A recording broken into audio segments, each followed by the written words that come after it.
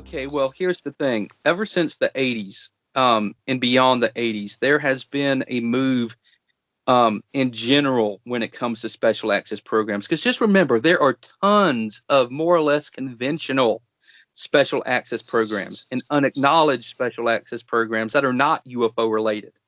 But there were tons of them. And the Pentagon was spending a fortune on them. And the secrecy was growing to obscene levels. And so there was a move to reform the whole way that these programs are managed, and also a move to try to reduce the number of special access programs because there were so many.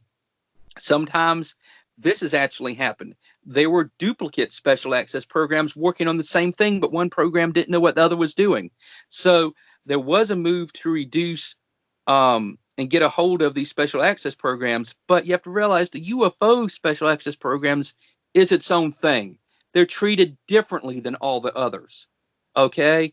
And they are like giving these UFO special access programs have been around so long in one form or another. They are given whatever they want without question, period. And we know that from the Admiral Thomas Wilson document because the senior review group was covering for them. They were allowing them to hide out behind other programs in the official paperwork. And that is completely illegal because all the special access programs and sub-programs have to report honestly to the Oversight Committee. These were not. They were committing illegal acts by not officially being in the paperwork, like all special access programs, even unacknowledged and carve-outs, are supposed to report honestly to their oversight mechanism. They were not. So they were letting them get away with that. They're treated differently. And the only interface at all with the Department of Defense, just to leech money. That's the only reason they do. But to get back to the Admiral Thomas Wilson document, because I really want to get a little more focused on it, what's interesting is if you do your research on the Admiral Thomas Wilson document, there's a lot of names given. And I will not go through all of them because that would take a long time. But some of the names that are not mentioned in the Admiral Thomas Wilson document, but should be, I want to give out. And all this information is commonly available on the internet if you dig. This is all from declassified public documents that are online. You just have to look for them. For example, it was the senior review group that threatened Admiral Thomas Wilson with a reduction in rank, loss of his pension, losing stars, and so forth. Now, according to my research, the chairman of the senior review group is usually the Undersecretary of Defense or the Deputy Undersecretary of Defense. Well, at that point in 1997, Noel Longmare Jr., his last name is Longuemare. So Noel Longmare Jr., he was both the Undersecretary of Defense and the Deputy Undersecretary of Defense. The reason he held both positions is because he was only actually serving as the acting Undersecretary of Defense because it was a transition period, but he held both positions. So technically, I mean, there's the possibility that they did not give him this position, but he should have been the chairman of the senior review group. And if he was, that's very interesting because Admiral Thomas Wilson said it was the chairman of the senior review group who threatened him with a reduction of rank and so forth. So it's very possible that we know the name of the chairman, Noel Longmare Jr.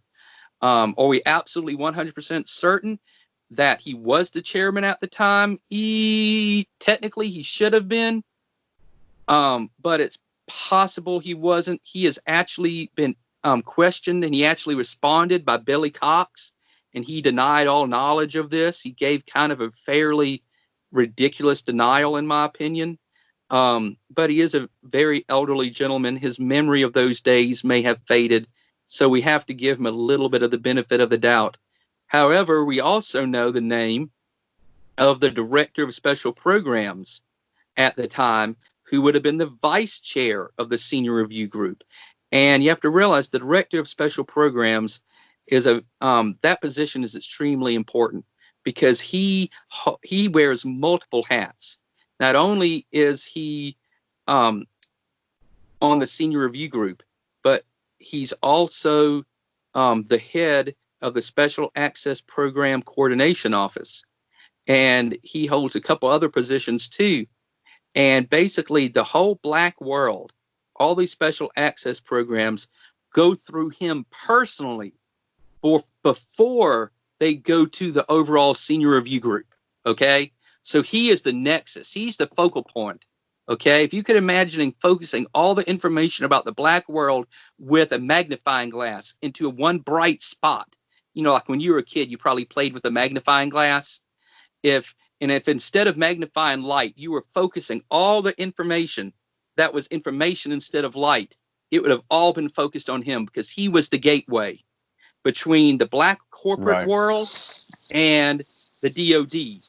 And so we know the name of the director of special programs. He was William F. Moore. General William F. Moore was his name.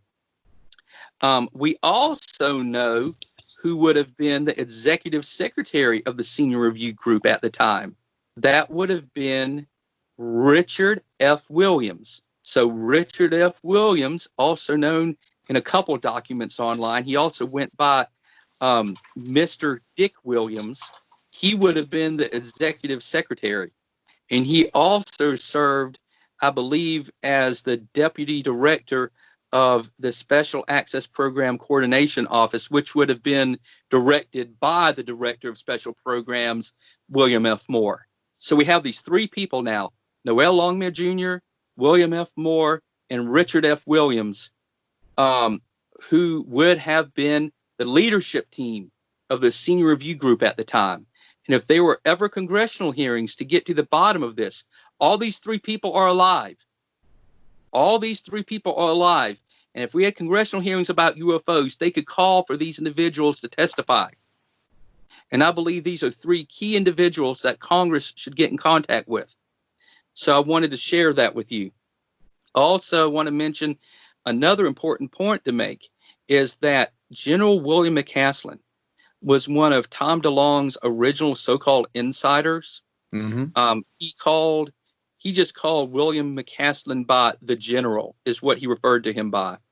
And he talked about him on Coast to Coast AM, and General William McCaslin told him all kinds of things. And you can listen to it on old episodes of Coast to Coast AM. But what's so interesting about William McCaslin is not that he worked at Wright-Patterson Air Force Base. That's what everybody likes to talk about William McCaslin, even in the promotional material for TTSA. Oh, he worked at Wright-Patterson. That's not what's important. This was after the period of Admiral Thomas Wilson searching for these programs. So it wasn't during that time, but it was later. General William McCaslin served as the Director of Special Programs for the Office of the Undersecretary of Defense for Acquisition and Technology. This would have put him on the same senior review group that previously had denied Admiral Thomas Wilson knowledge. So General William McCaslin was an extremely important man. Tom DeLonge had a habit of saying, oh, he's such an important man. No, he is an uber important man. He sat at the nexus of this interface between the black world and the DOD. He was the most important person when it came to managing these special access programs. And so people need to realize when Tom DeLonge was told all this stuff about crash recoveries, Roswell really happening, a string of crash recoveries, successful reverse engineering, William McCaslin would have known. Also, Robert F. Weiss. I mentioned him before. He was another of Tom DeLonge's original insiders. He was the executive vice president and general manager of Skunk Works, also known as the Advanced Development Programs for Lockheed Martin. And he was one of Tom DeLonge's original insiders. He met him at Area 51. Tom DeLonge has described that encounter at Area 51 with these corporate executives, and Robert F. Weiss was one of them. And so these individuals that Tom DeLonge met with would have information about this topic.